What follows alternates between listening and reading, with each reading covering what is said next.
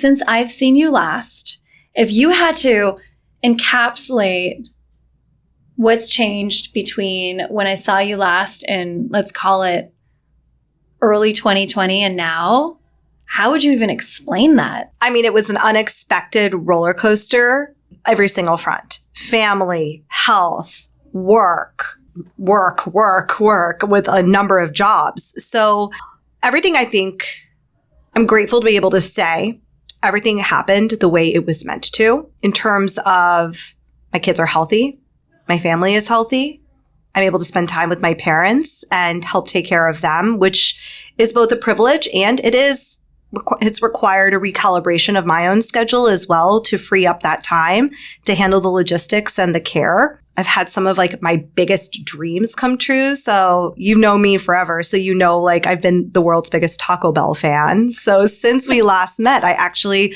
got to work with Taco Bell in a very formal capacity, emceeing and moderating a series of summits for their franchisees and executives, which was one of like the highlights of my life.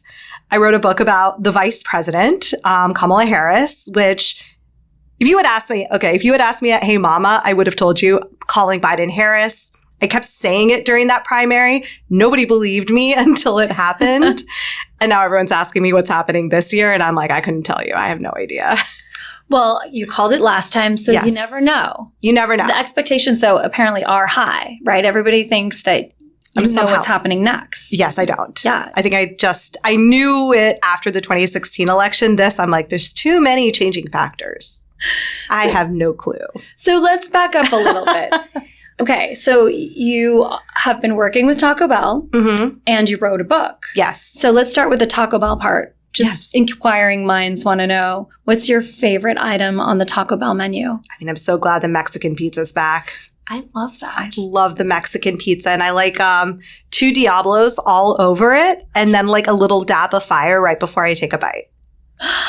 I love that. So my all-time favorite is the double decker. It has a special place in my heart, like always. And remember when they had the chalupa packets? Yes. I mean, can you tell them, please, since you've got insider privileges, to please bring that back? Because that was it for me. There was something very special about that, like that tangy chalupa. Am I even saying it right? That sauce. Was it the yellow sauce, like the morning sauce? Yeah, not the hot sauce. Yeah.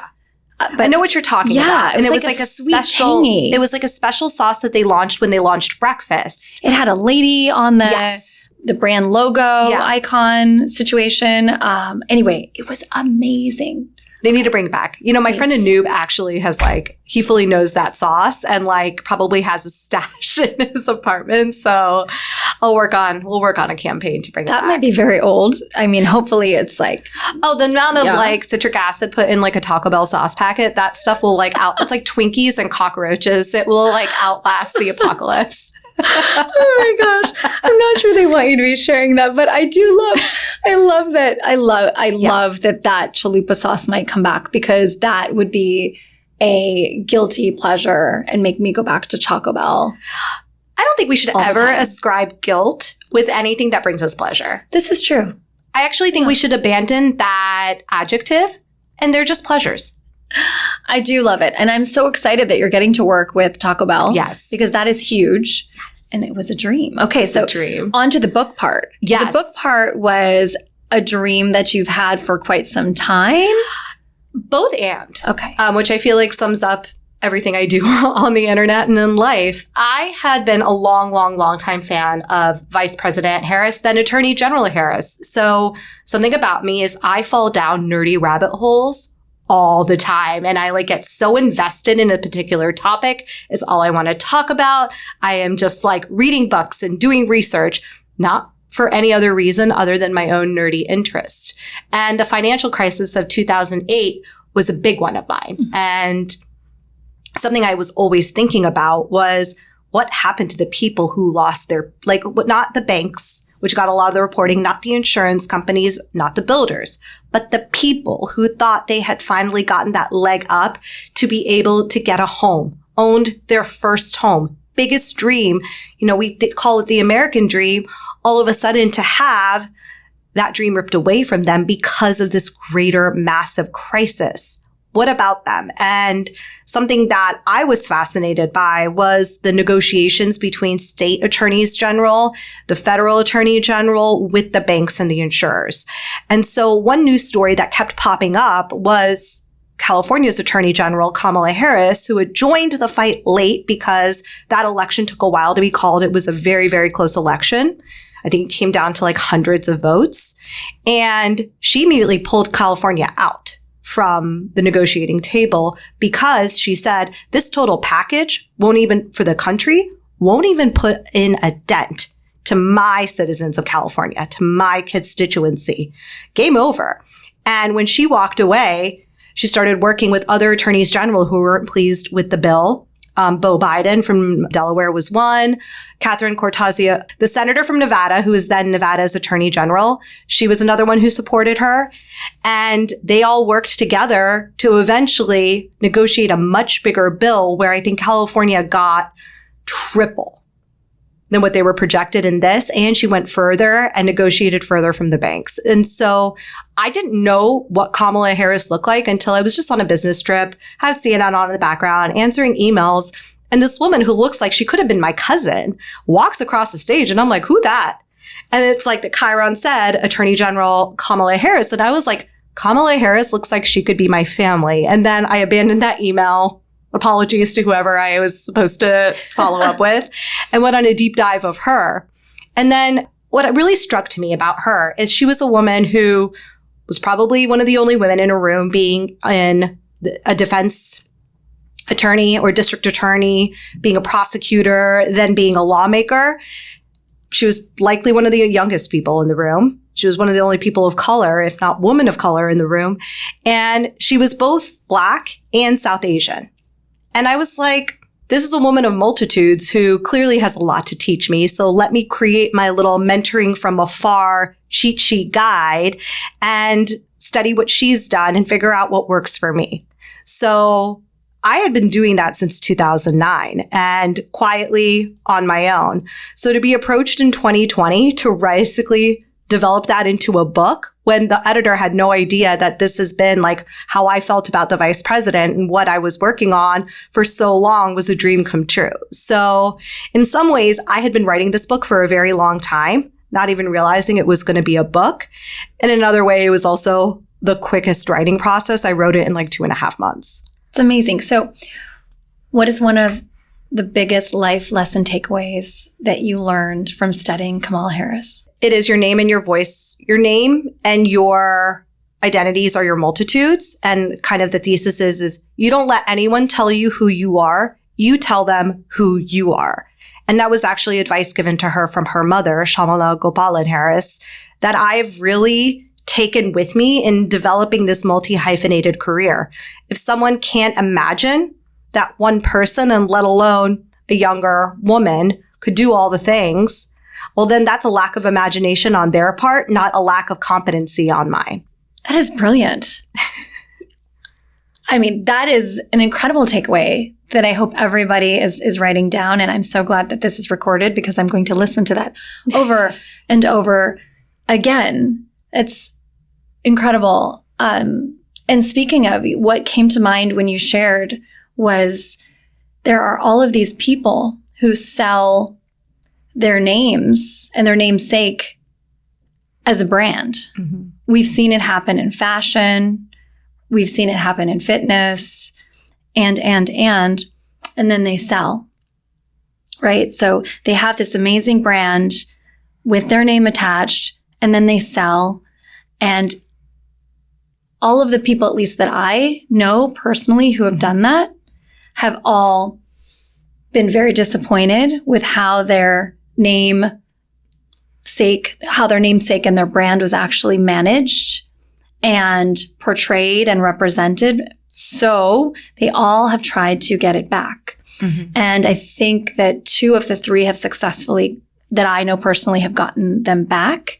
When you say that, it seems like it stretches all the way across from the personal to the professional. That just really struck me. That struck me on multiple levels as something like know who you are, be who you are, but also don't let someone not only tell you who you are, but don't let somebody literally take that away from you.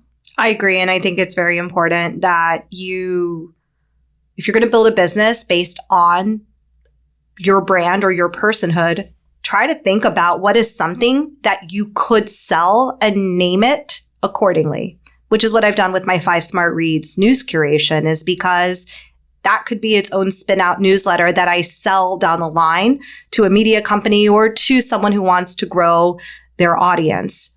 But I'm not selling the Hitha Palepu brand. Like, that I keep to myself, that I own. I'm not letting anyone touch it. Right. Especially Hitha on the go. You would never, ever let your name go. Yep. Brilliant. So we talked about rabbit holes. Mm-hmm. What is a rabbit hole that you've gone down recently? It's like it's not nerdy. It's a niche, like gossipy one. But I just saw a Bollywood film called Rakhi Aur Rani Prem Ki Kahani. It's very cute. It's very fun. It has like vibes of the Bollywood rom-coms that I grew up watching. And the lead actress in that and the lead actor, they have great chemistry, but their real life partners were at one point engaged. So I kind of just went deep down that gossipy rabbit hole. It was a great summer rabbit hole to be down. So what's the current situation with this couple? So you have Alia Bhatt, who is the lead actress. She's married to Ranbir Kapoor, whose ex-fiance is Deepika Padukone, who's now married to Ranbir Singh. Ranbir Singh and Alia are in the movie. Ranbir Kapoor has cheated on a girlfriend, fiance in Bollywood. And Deepika Padukone is now with like her current husband, just worships the ground she walks on. Like, he is the biggest hype man for her. He is this incredibly handsome man, but when she's next to him, he just can't keep his eyes off her. So there's still a thing happening. You could just feel it. No, it's just interesting to see how you both have both couples ended up in the couples they needed to be in.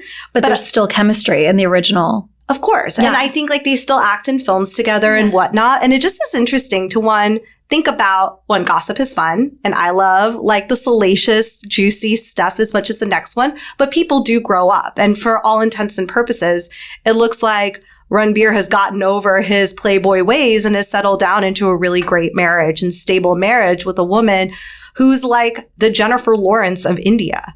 Like, she is one of the most talented actresses where she fully becomes the character to the point that you forget who Alia is and who the character she is playing is. She's immensely talented. In my opinion, more talented than he is. And he has handled it decently well to be a proud husband of someone whose star is very much on the rise and is crossing over into Western film and killing it. You are very intentional about calling yourself a multi-hyphenate. Mm-hmm. Tell me more about that. I refuse to be put into a box that only encaptures part of my personality for other people's comfort. I'm really done making other people comfortable in how they view me. And if you can't handle me at my most, then you don't deserve me in one archetype or one sliver of who I am. And I've seen women especially be pushed into boxes that never capture them, whereas men are given these huge, like Walter Isaacson style biographies that show their multitudes and show their nuance.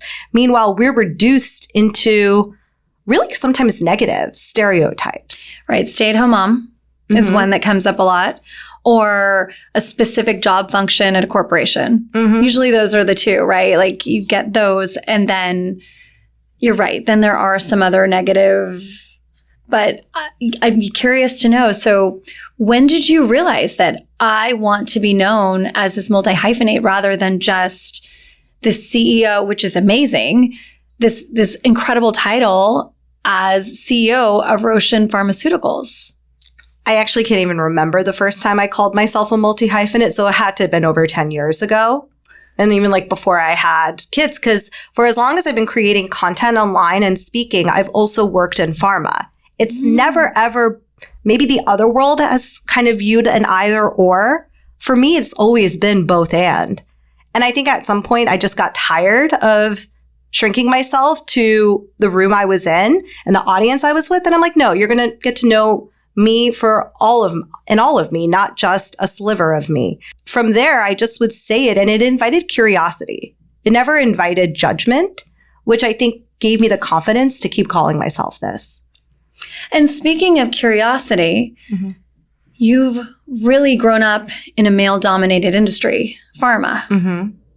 So how has that impacted your company, being that you are a female CEO in the pharma space?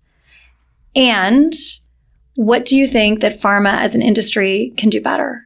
Well, I have to talk about the fact that I have my job because my father is the founder of the company, and I've had the privilege of building companies with my father during my time in pharma. So there is the nepotism factor, and I'll be the first to highlight it and to call attention to it, because I would have never had this career or have gotten this far had it not been for that leg up. And so it is a privilege. It has also been hard to build a company with family. It's got some incredible, incredible benefits, and it's got some challenges. So I want to address that first. Second is pharma can do a whole lot more, and I've seen incremental progress. So that's not to say we haven't improved, but women weren't enrolled in clinical trials at scale until the early 2000s because clinical trial sponsors were just like, well, how do we address for menstruation? How could it affect the outcome of the study? So we're just not going to enroll menstrual women into a clinical study. Now we've come to say, well, we actually need that data. What happens when someone's on their cycle, when someone's not on their cycle, to see if there could be any safety concerns. Like that's a reason to actually over-index. Same with in enrolling different ethnic groups and racial groups in clinical studies. How one certain group metabolizes a drug could be very different than another. And we need to understand that. Something that I think a lot about is how South Asians are 4 times more likely to develop heart disease than a Caucasian population. Wow. And with developing injectable aspirin, clearly that's like a big part of, it's not just that we're developing a faster, more consistent version of aspirin, but it's thinking about how do we make sure we're working with people who are on the front lines of caring for underrepresented communities to make sure they know about our product and to work with them. Absolutely. And with injectable aspirin too, I would imagine that you can control the dosage so that you can also be cautious based on who is taking the aspirin. Right now, we're just focused on the cardiovascular use. So basically just going head to head with oral aspirin as it's used in hyperacute cardio settings.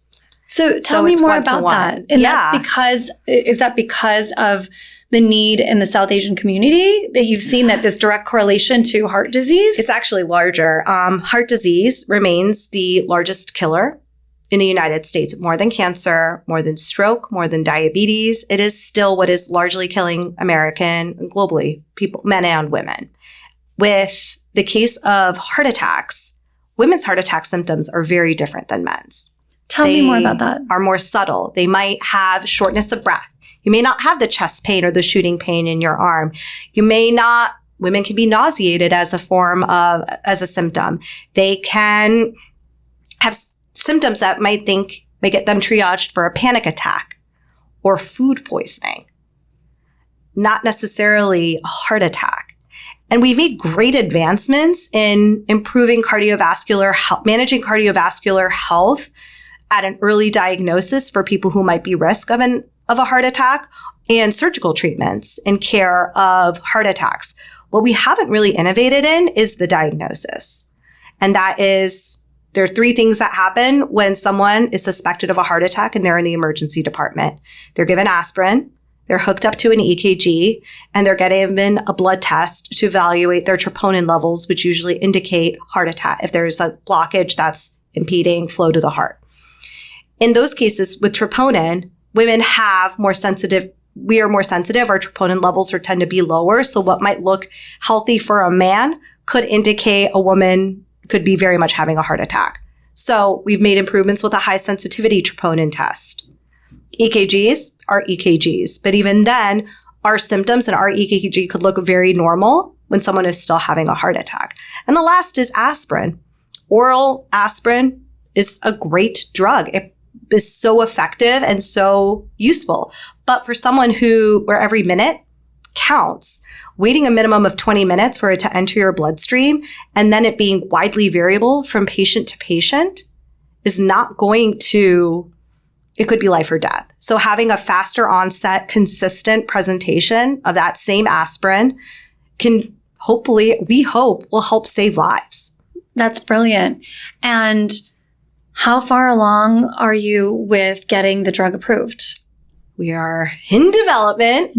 I would say, can't really say because it depends on if there's a government shutdown, then the FDA shuts down and everything can slow down. So I can't really speculate to a date. We hope to file next year. Oh my gosh, fingers crossed. That would be Yes. incredible. And every minute does count. That's so important. And I'm rooting for the company and for this drug to pass. You know, speaking of wellness and being the CEO of this pharma company, you have this group of women, I'm sure, that work for you. Mm-hmm. How are you doing things differently at your company to support women in the pharma industry? Within our company, I would say it's 1/3 women, 2/3 men. Again, that's just the nature of the industry. Sure. We hired who our team had worked with in the past. And so some of them happen to be women, some happen to be men. What I am very proud of is the fact that we run a fully remote company. We work asynchronously. We do not spend all day in meetings. We meet when we absolutely have to. We're big on picking up a phone and having a discussion if there is a question or a query. But for the most part, everyone works as they work best. And we allow our team members to have full lives that encourage it. Many of my team members are grandparents. So I love that they have the flexibility to spend time with their grandchildren, but are still contributing significantly toward the company. Similarly, when I was out earlier this summer, I'm recovering from my hysterectomy, my head of ops not only just handled everything, but she had also had a hysterectomy at a young age. And her telling me exactly what to expect and not sugarcoating it was the best mental preparation I could have asked for, as I went in and was shocked, but also expected to be shocked. So what I'm hearing then is that it develops sort of this opportunity for increased productivity in the company, number one, but also this sort of sense of community where you're really nurturing and taking care of each other. Yeah. And so speaking of this colleague of yours, your VP of Ops that shared her experience with having a hysterectomy, I mean, what did you learn from her and what would you want to tell women to expect? Because it can happen at an early age and it can happen quickly and you have to make a decision quickly. So I'd love to hear your thoughts and what your takeaway was and what you'd want to share without sugarcoating. Sure. And listen, there are a lot of reasons why someone could need a hysterectomy and why they end up there. For me, it was because I had cervical dysplasia that my OB and then the surgeon did not want to develop into uterine cancer or cervical cancer. And because I knew I was done having children, that was the most complete and highest probability of success option. And so I elected for that. Other people might get a hysterectomy for endometriosis treatment as like nothing else has worked. Some might have diagnosed cervical cancer or uterine cancer and need a hysterectomy for that reason. So there are many reasons why someone could need a hysterectomy. For me, it was cervical dysplasia. The second was I'm very lucky, and I recognize this, to have the best OBGYN in the world. I'm like obsessed with her. And I was like, just because I have a uterus, does that mean I don't come in anymore? She goes, no, you still come in for your annual well check. And I'm like, okay, good, because I would miss you. But she also made sure she's taking care of me beyond her direct care of me. So she made sure not only when she gave me the, hey, after this many irregular PAPs and copals, I think we need to go move forward with a more invasive, we're no longer at the weighted monitor and wait, we need to intervene. I gave your name and your number to the best gynecological oncologist in the city. Someone from his office will be reaching out. You're in perfect hands with him. And that was in March, and I had my surgery in June. Wow, so things moved very quickly, but you really have to when you're seeing, irregular sort of exactly pap smears and abnormal cellular activity, right? So it makes sense that you moved quickly, but that's so scary that it does move that quickly. And also you don't anticipate hysterectomies in younger women. Nope. Right? And so, and I have a friend too who recently had a hysterectomy, and I remember thinking, wow, you barely have time to process it before you're in the OR. Mm-hmm. And there you are. But what is interesting is that it's supporting reproductive health at the next phase in overall health, right? Because they're literally working to make sure that we're staying alive. 100%. That's important. And so specific things that my colleague told me about the hysterectomy is just the pain is going to be largely from the gas you're pumped with laparoscopic surgery, and not so much about the removal of organs or the incisions themselves. She told me I would feel like I got hit by a truck and that I will be sobbing. We have very similar pain tolerances. So she goes, don't take the Percocet unless you absolutely need it, but no, it's not going to help with the gas pain. So my husband's like, I'm going to go pick up the Percocet. I'm like, it's not going to do anything. This is physics. This is pressure in my belly. It has nothing to do with that. But she would text me. She goes, get up and go walk around. And she sent me this little uterus pillow that I still sleep with every single night. It's a very comfortable thing to snuggle. But she sent it to me both for a little bit of comfort. And also she said, bring this with you at the hospital because on your way home, put it just over your abdomen so the seatbelt doesn't irritate your incisions. Brilliant. Yes. And so everything that she had taught me and everything I captured from those the days before and the days right after, I put into a very comprehensive post on my website to basically be like, y'all, I wish this resource existed when I had mine. So here it is. And anyone can DM me anytime. And I'm there for whoever is going through this. Because to you said, there are a million reasons why someone might need a hysterectomy at whichever age. And we need to bring out the multitudes of this extremely common surgery and talk about it more. And it can't just be among women or people with uteruses. It has to also involve the whole family, because being out of commission for those weeks and recovering will impact a family. Oh my gosh, 1,000%. So they need to know how to care for us in such a difficult situation. And I also then say, Dr. Khan, also, when I was in a really low mental health spot, 6 weeks post-surgery, same after my 2 pregnancies and deliveries with my sons, like clockwork, depressive, anxious feelings started flooding me, and I didn't recognize myself. She immediately put me in touch with a perinatal psychiatrist who actually gave me a diagnosis that wasn't treating the symptoms, but fundamentally changing my life with the right diagnosis and the right medication. So let's talk a little bit about that, because we don't talk enough, not just as women, but in general in society, about how hormones fluctuate and how that affects mental wellness from pregnancy, from postpartum, after a hysterectomy. Did the doctors prep you that your hormones were going to fluctuate after having the hysterectomy? Were you ready for some of the experiences that you'd already had during, pregnancy and postpartum? Did you know that was going to be a thing, or was it a surprise? And what was sort of the diagnosis and next steps? Yes. So I had severe postpartum depression after delivering my first son, my older son. I had prenatal depression with my second son. So I knew that I had a high likelihood of depression or anxiety after this surgery. And it was something I discussed with my therapist. We kind of put together a screen that we then shared with my mom, my dad, and my husband to say, if you see me exhibiting some of these symptoms that I know I exhibited when I was in a depressive phase after the kids, or just in general, I've had struggled with depression for most of my conscious life. So this isn't anything new, but we were trying to be as proactive about it to let me know. And I know to like immediately then follow up with my OB to talk about psychiatric help, because we knew likely it would not just be able to be managed with talk therapy. And so it was my dad who was like, we're there. You're there.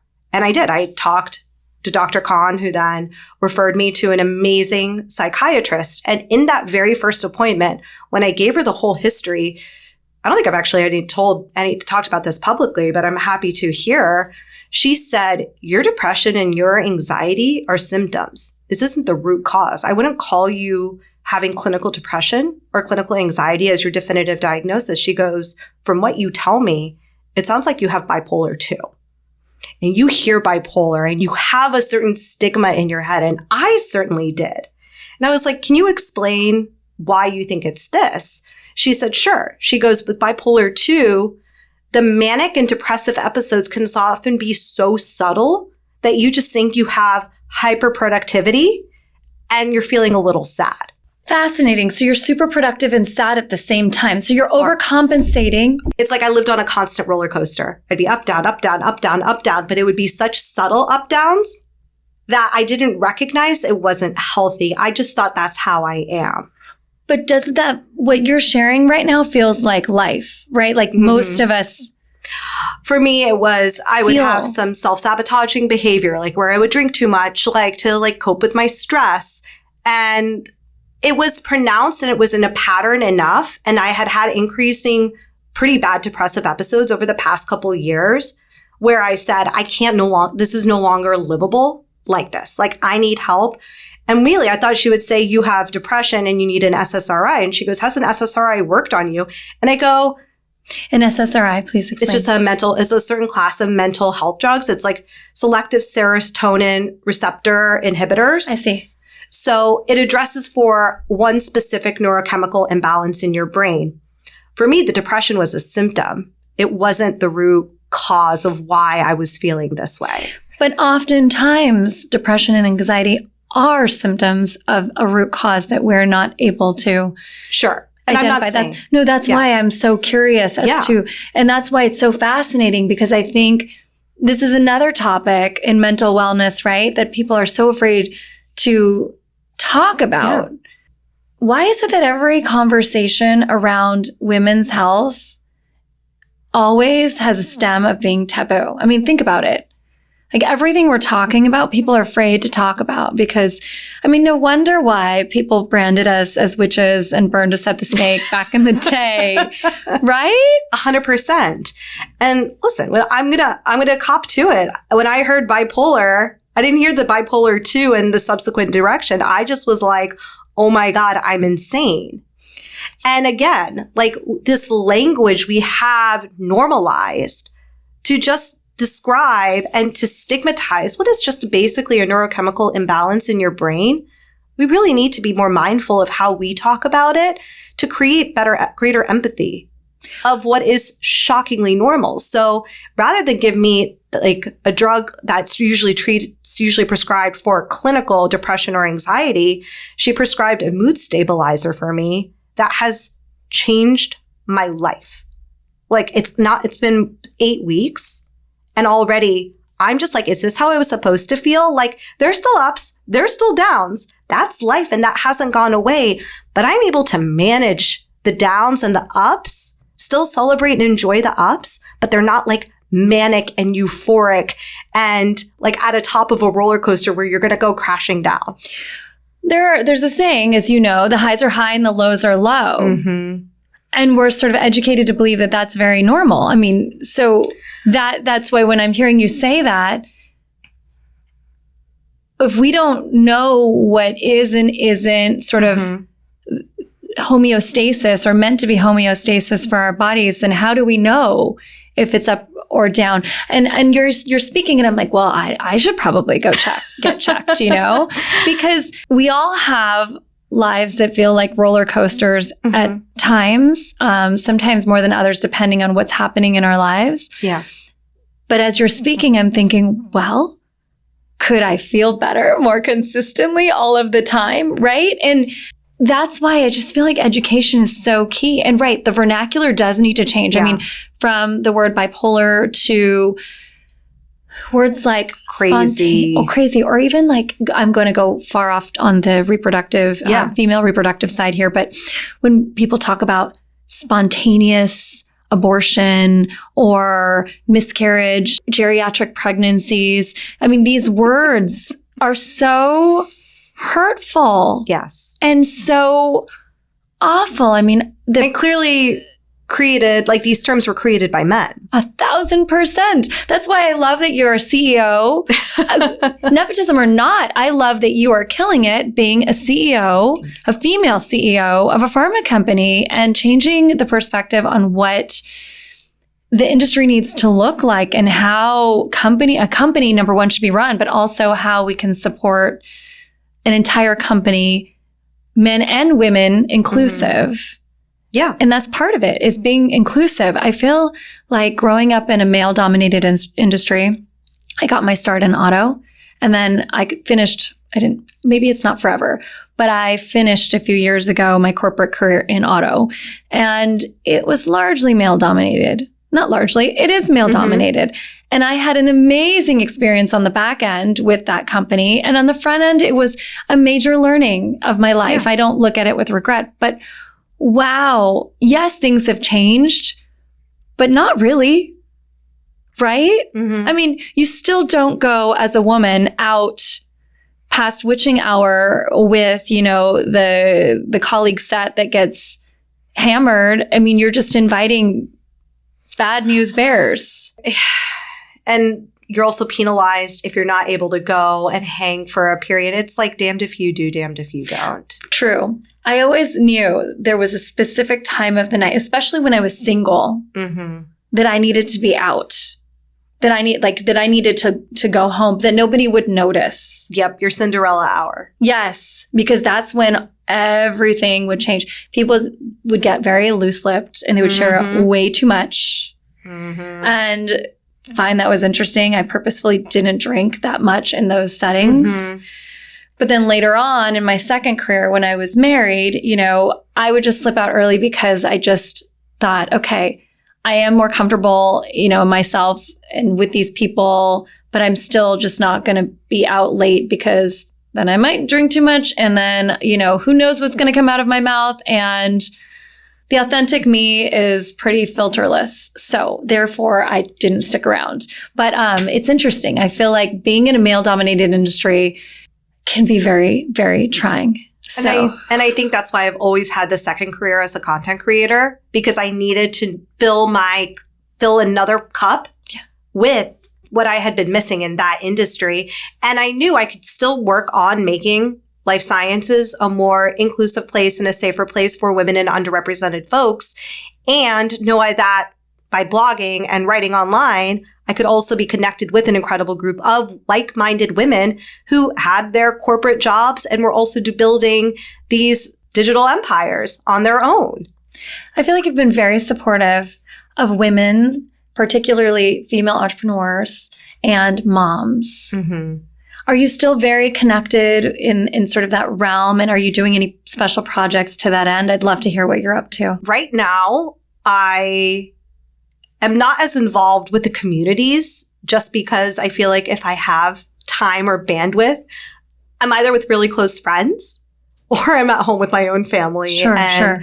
Taking and resting and prioritizing better nutrition, better sleep, time to work out, all the things I should have been doing all along. I think formally, not so much, but my 5 Smart Reads contributor team, they're all women. Amazing. Many of them are moms. And to be able to offer a paid writing opportunity that is incredibly flexible and focused on helping everyone start every day smarter I'm excited about that and I'm happy about that. And my team, my editorial lead, my manager are both moms. So to also run this business the same way I run Roshan Pharma, asynchronous, we check in when we need to. Everyone is clear on what they need. We hop on a call when we need to and touch base when we need to. But the rest of the time, we're all getting our work done and we're also living our lives. I love that. So would you say that you're very mindful of when you're hiring what each individual might be living through as a mom, what have you? Would you say that impacts your hiring at all? Like the average male-dominated industry / company, would look at a mom and say, how much time could she contribute towards my company? And is she going to be around, especially if she's in the process of having more children in the near-term future? Based on the way you've sort of set up your company to be very flexible and such, when you're hiring, are you mindful of, wow, I know what it's like to be a mom, and I know that if I give a mom a job, she's going to kill it because she's going to get things done on her time and she's going to do it well because she cares. I mean, like that's my perception, but I'm curious. You know, now that you mention it, I think back on the hiring decisions or the vendor selection decisions I've made over the course of the content career. And yeah, Austin, my manager, happened to be a mom, and Tabor became a mom while she was working for me. I was very proud to offer her full paid leave. The woman who backfilled for her, also a mom. And then when she was ready to move on to a different type of role, gave her everything I could do and put her in touch with a career coach to support her on that journey.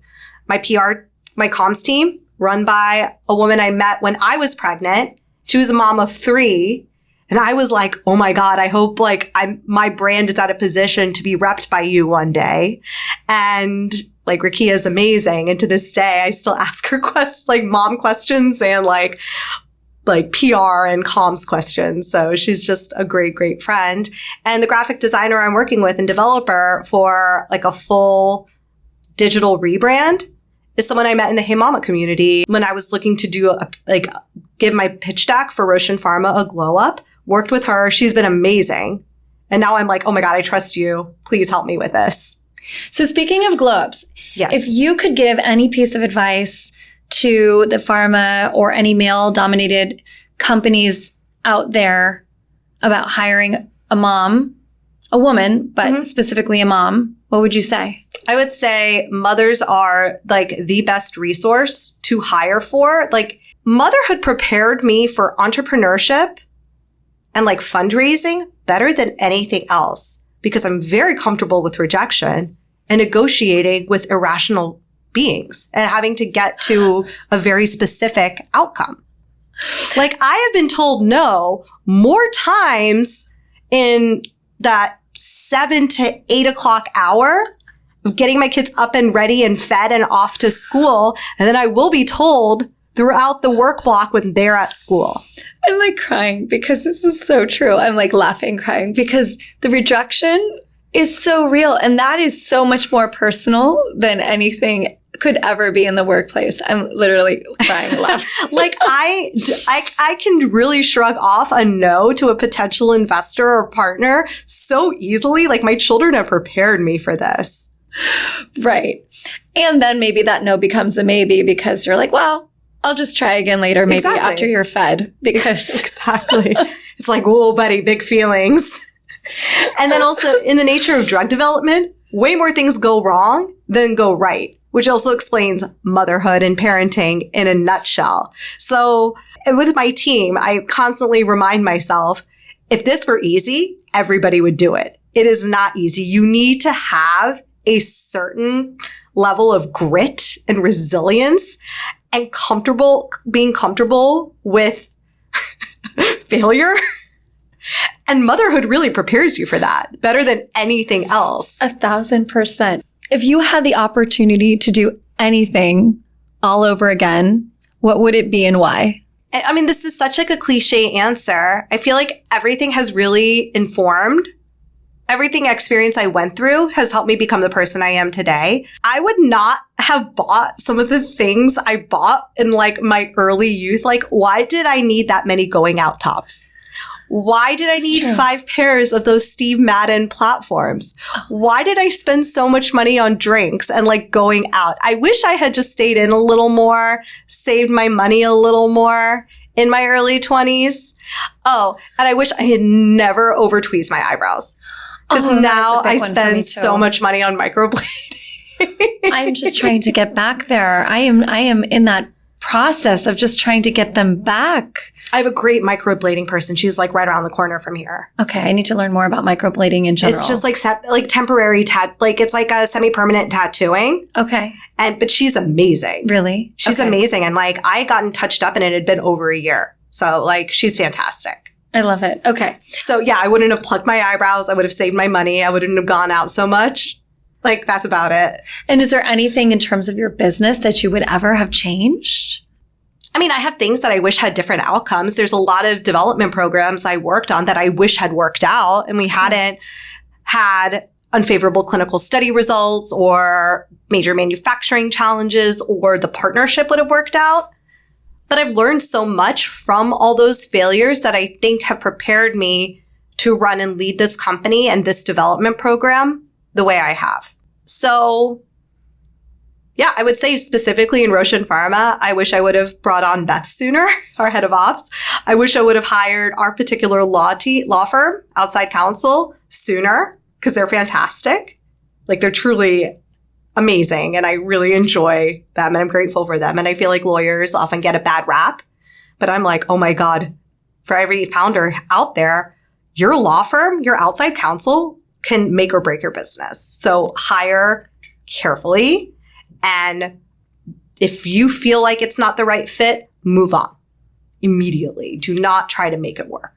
I think that goes for absolutely everything in life. Yeah. If it doesn't feel right, Yes. from your doctor all the way Yes. to a relationship, those red flags are coming up for a reason. Mhm. So see them, listen to them, and take heed and run. Yep. So I like that piece of advice. One question I've been wanting to ask you. Yes. So what was the inspiration behind 5 Smart Reads? Mm-hmm. And what are you reading right now that we should be reading? Okay. The inspiration behind 5 Smart Reads was really something I'd been doing since high school, which is starting the day reading the news. I was that girl who was on the debate team. Of course you were. And I competed in extemporaneous speaking, where you had an hour to pick a random topic, either national or world news, out of a bag, write research and memorize a 10-minute speech about it, and then deliver said speech.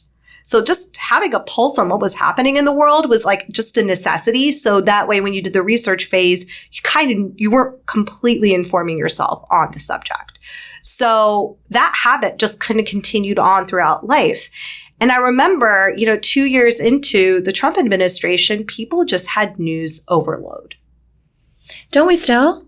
I think we do. I think maybe we... But I agree. I agree that I feel like that's when it hit a tipping point for me. But I feel like that has continued. I don't think media has not changed. Yes. But people have changed We where have we changed. are opting out. We no longer watch, or we watch very selectively. Yes. We are thinking about a more varied news diet. And we also know when it's just too much to step away because we're not getting anything from it.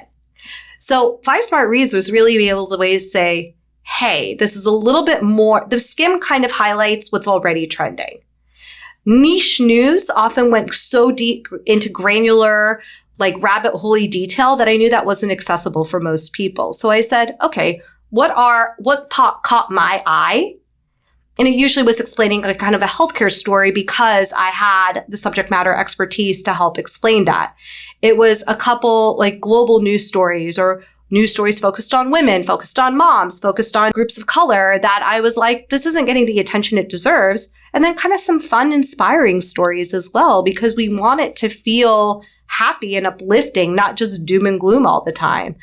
And I did it to kind of maintain my relationship with the community I had built off the blog, because I said I don't have the bandwidth to write Hitha on the go and produce that content at that frequency and quality anymore. Blogging is so wonderfully time consuming to the point that, like you, I'm either in it or off. And I think I've been off for years now because I just don't have the energy anymore. Yeah. I mean, I was expecting Rocky. I was full on into raising for this company. And before that, going through a really big legal cleanup overhaul. And I just didn't have bandwidth. So I was like, what can I do to continue communicating with and nurturing my audience? And so 5 Smart Reads was crickets for the beginning. Like, it got no engagement after a few months, people are like, oh, I guess we'll start swiping up. And this was at the time where it was still swipe up on the links. Then friends of mine who had large audiences were just like, this is really cool what you're doing. I'd love to amplify it. And that helped drive engagement and growth of my account. Same with the newsletter. So anyone who's building anything on social, you need to immediately make sure you have a way of communicating with your community off of that platform. Newsletters are great. Blogs are great. I'm a big newsletter fan. I consider myself more of a writer than like a full content creator already, because that's just the medium I feel most comfortable expressing myself in. I love to write too. I love to write so much. That is why sometimes social can be daunting for me, because I will want to tell everything and share everything, and I want it to be perfectly written. But that's another story. So you've got 5 Smart Reads. Yes. And your podcast episodes are 10 minutes or less. Well, which that I think podcast was brilliant. a short-lived experiment. Why? Let's get back to it. This is what people can consume. You know, I want to. There is I kept committing to a date, and that date just went flowing by. So I am very committed to saying, like, One Smart Pod or whatever, it'll be renamed, will come back in that format I want to return to. But I also think it has to be when I know I can commit to it. And right now I cannot. when the time is right. Exactly. But I love the format that you're doing. 5 Smart Reads and eventually a podcast that's 10 minutes or less. Last question. What is one of your 5 smart reads that we should be reading right now? There's a lot of conversation about drug pricing, drug transparency in pricing, negotiations, etc. So there have been a lot I've shared on 5 Smart Reads, and maybe I'll put together like a drug pricing primer, because I think we get bombarded with a lot of different headlines and narratives that it's hard to determine what's true. But, you know, I'm really proud of this administration for getting in the Inflation Reduction Act the provision that Center for Medicare and Medicaid Services will negotiate price on 10 drugs, starting with 10 drugs that are of immense need and that they are reimbursing at high rates, but are priced for profitability and not for patient benefit or accessibility. And these drug sponsors will tell you this is going to affect innovation. We already offer discounts through rebates, etc. But let's be clear.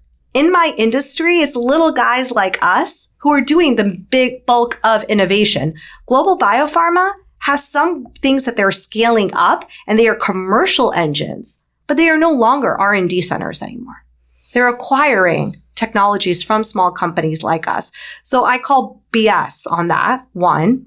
2, to claim you have a rebate that is still so difficult to be for the patient to navigate. This patient is taking a number of medications, one of them so priced out of so highly that they wonder if they're going to be able to buy food, pay certain bills, etc. At no point should price trump patient benefit. Definitely. And so what Mark Cuban has done with his cost plus drugs is showing what the transparency is, because he sells everything at at cost plus 15% and shipping and handling. So you know exactly how much his pharmacy has paid from it. And he's flattening the distribution chain to go from manufacturer, distributor, him to the patient. It's brilliant. And so anything you can read up or listen to interviews from his team about that, I think it's worth everyone to learn more about, and that the drugs that were picked by CMS are part of usually multi-drug regimens that these patients are taking to treat and live with chronic disease. And so with that, another read I would recommend is a book called Outlive by Dr. Peter Attia. I just read it. It's kind of my whole personality right now, but it's a brilliant book in how he talks about what does it take, like what you need to do now to maximize your health span, not just your lifespan. It doesn't matter how long you live. If the quality of your life is like you're taking multiple meds and you're having conditions that are affecting your quality of life. Like it's not just enough to live into your 80s. You want to be a healthy, well 80-year-old. And yes, I think we can all expect that once you hit your 80s, you're going to take a medication or two. But you should do everything you can to prevent how many you may need. And I just think it's the beautiful balance of science explained very, very clearly with very specific, tangible takeaways. And many of them are just tweaks. If you live a pretty healthy lifestyle, it's like first thing he'll tell you is to prioritize more sleep. Something all of us want to do, but maybe hearing it in his way, it helped me say, I would love to watch that extra episode, but I know I need my 7 hours, so time to turn it off and start winding down. Or when I'm moving my body, his talk about zone 2 versus zone 5 cardio, I'm no longer like just punishing myself on the treadmill or on my Peloton. And I'm actually like forcing myself to stay in a specific heart rate zone during my longer cardio workouts. And then I add on like a quick HIIT ride at the very end to spike up my heart rate and focus on that zone 5 training. I'm lifting weights a lot more and doing a mix of heavy lifting and Pilates and sort of micro strength training and resistance training. So I really believe in both and. I'm so glad and proud to work in an industry that is creating life-saving medications. And I also hope people don't need them. 1,000%. Of course, you want to, because people will ultimately always need them, but a healthier lifestyle will perhaps limit the intake that they need of them. Exactly. That, and perhaps we all need to go move to the blue zone. I would be bored in a blue zone. I'm sorry. I want to go visit one just to, the specific blue zone is Icarus. Oh, there's a specific blue zone that has all of these amazing sort of homeopathic lifestyle elements coming out of it. I just want to go visit. There's one little specific island, supposedly, and I haven't been. Whatever. Maybe we all just need to go visit a blue zone for once in our lifetime. And maybe that coupled with life-saving drugs and a better lifestyle as a foundation is the ticket to living longer, because there's no sense in, to your point, living unhappily and living with chronic pain if it's something that we foundationally can accomplish and get rid of earlier on. If we can actually mitigate against. Yes, mitigate. That's the word I'm looking for. Yeah. If we can foundationally support our lifestyle so that we can limit the drug intake and really support what our future looks like, everybody benefits and our families.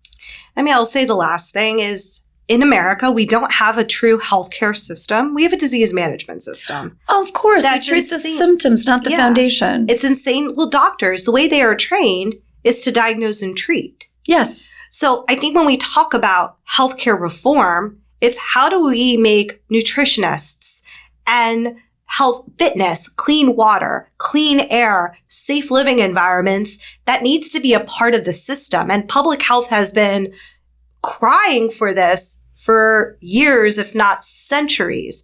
But it's time we stop treating public health and healthcare administration as two separate things, and we really need to start integrating it together. Of course they are. Well, if you look at our nutrition system and you look at the 5 food groups, that's not even a thing. I don't understand. It comes down to good carbs, good fats, and good protein. It's really that simple. And fiber. Lots of fiber. Right. But, you can find that within your good carb set. But people don't, they think you have to, I have to have this amount of meat and dairy. Okay, by the way, dairy is just liquid. It's liquid animal. It kills me. It's liquid animal, right? Cheese, milk, right? I love cheese and milk and yogurt. And I'll just say this too. It is a personal thing. Yeah. Whether it's something you just don't like eating or if your body has a hard time metabolizing. Absolutely. But we also need to be able to celebrate the personalized approach that's going to help everybody thrive, not just survive. Yes. And nutritionists should be compensated through insurance companies. That's a major issue for me. But in any case, I could speak with you all day long. I loved having you here today with me. Hitha, thank you so much for joining me on All Over Again podcast. I'm so grateful to you. So grateful to be here. Thank you. Thank you.